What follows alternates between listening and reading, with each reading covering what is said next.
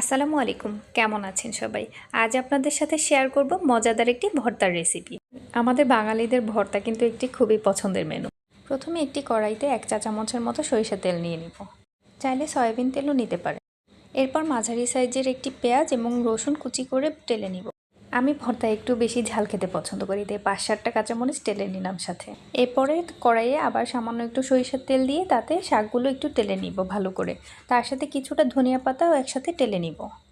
পরিমাণ মতো লবণ দিয়ে দিব। শাকগুলো ভালো করে সিদ্ধ হয়ে গেলে এরপর শিলপাটায় বেটে নিব। প্রয়োজন হলে বাটার সময় আবার কিছুটা লবণ ব্যবহার করতে পারেন। ব্যাস, তৈরি হয়ে গেল মজাদার ডাঁটা শাকের ভর্তা। গরম গরম ভাতের সাথে পরিবেশন করুন মজাদার ডাঁটা শাকের ভর্তা।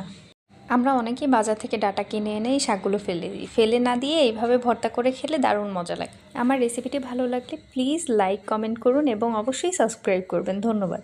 আর যারা অলরেডি সাবস্ক্রাইব করেছেন তাদের অনেক ধন্যবাদ। আমার জন্য দোয়া করবেন।